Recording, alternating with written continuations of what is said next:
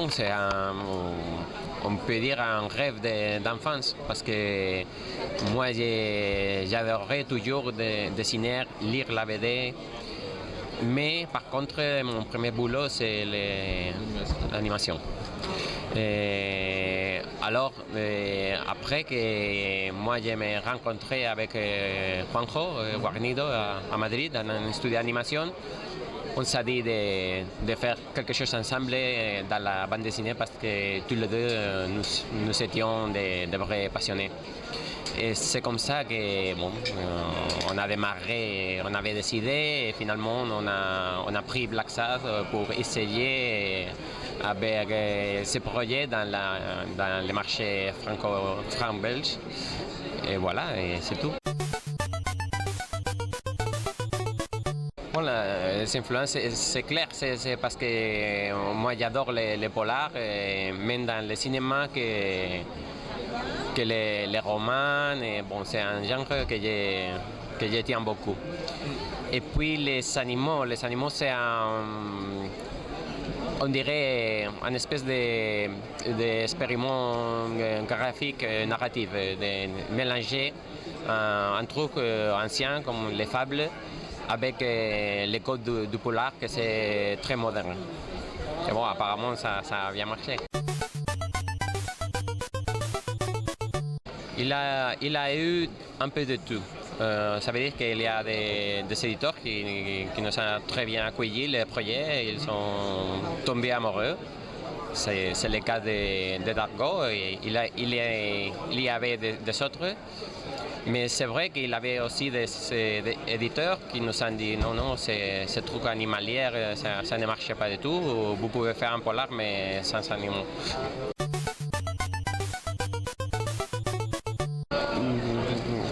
Il y a beaucoup de thèmes qu'on tient beaucoup. Bon, d'abord, les polars, ça te permet de parler de beaucoup de choses, même d'un thème social, comme le cas de tome 2 de Arctic Nation.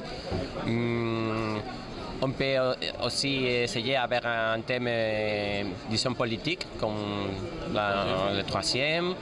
La drogue, la musique, bon, il y a plein de choses. Et dans le cas des prochains tomes, on va parler aussi de l'art, de la littérature. Parce que c'est une espèce d'hommage aussi à la génération beat. C'est une espèce d'hommage à Jack Kerouac, Allen Ginsberg. C'est évident parce que ce sont des écrivains qui ont marqué les années 50. Donc je pense qu'il y a une réflexion sur ça pour les prochains tomes. On ne sait pas beaucoup sur les sujets parce que les producteurs ils rachètent les droits une fois, une autre fois. Et à ce moment-là, je pense que peut-être il a en tête encore faire les films, mais c'est vrai qu'il n'y a pas rien développé encore. Je trouve que c'est toujours intéressant d'avoir un copain pour partager les idées, et surtout parce que sinon, tous les albums, ça sera Black Sad qui parlait en off, c'est un peu lourd. Mais en même temps, je ne vois pas Weekly comme les copains de Black Sad qui sont toujours à côté de lui. Ils sont c'est pas son assistant. Donc, par exemple, dans les prochains tomes, le prochain album, Weekly apparaît parce que bon, on commence l'album à la Nouvelle-Orléans où nous avons laissé tous les deux.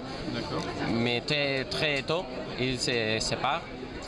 Et il y a des autres personnages qui viennent, donc bon, c'est intéressant, mais j'ai un peu peur d'utiliser comme un raccourci. Ouais. Bon, ça se passe d'une façon très facile, heureusement. Oui. Parce que d'abord, on a l'habitude de travailler ensemble, parce qu'on a commencé ensemble dans un studio, en équipe. Donc, d'une façon très naturelle, on a continué la collaboration. Et puis, c'est vrai que j'ai fait les scénarios. Et, bon, d'abord, j'ai fait une espèce de brouillon de scénario. Et si Juanjo est bien à l'aise, j'ai écrit le scénario. Et puis, il y a beaucoup de changements, c'est-à-dire. Parce que, par exemple, dans le casting des animaux, il y a beaucoup d'apportations de Juanjo. Il connaît très bien le monde animal. Il est capable de visualiser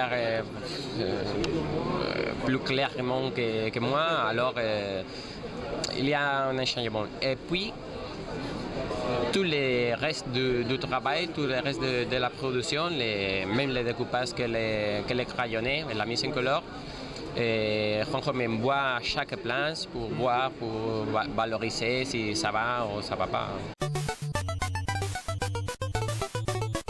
Dans ce cas concret, je ne me rappelle pas, mais c'est possible parce que même si j'ai fait le scénario en format cinématographique, ça veut dire que ce n'est pas découpé comme un scénario traditionnel, c'est séquencié et c'est Juanjo qui fait après les découpages. Mais dans mon scénario, il y a beaucoup de suggestions d'angles de caméra, de composition et tout ça. Et c'est à Juanjo de choisir si ça va ou ça ne marche pas. Mais par exemple, dans le cas d'un splash page, peut-être ça peut être dans le scénario.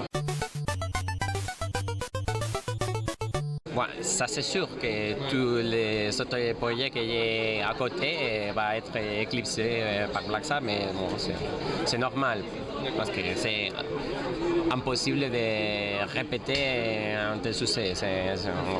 Nous avons beaucoup de chances, donc ça suffit. Mais en même temps, bon, c'est pas triste, c'est normal. Il faut assumer. Et puis, j'ai des autres projets, mais ils ne sont pas tellement développés pour en parler parce que, bon... Là, par exemple, dans l'année, quels sont les autres albums que vous allez sortir? Vous ne savez pas encore? Non, à part Black Sabbath, il n'y a pas... Mais voilà. Et le tome 5 justement de Black Sabbath, vous avez déjà une date de prévue ou une période à peu près? Oui, à peu près à la fin de l'année, ça dépend. Peut-être Angoulême 2014, bon, on verra. Ça dépend. Eh bien, merci beaucoup en tout cas. Merci.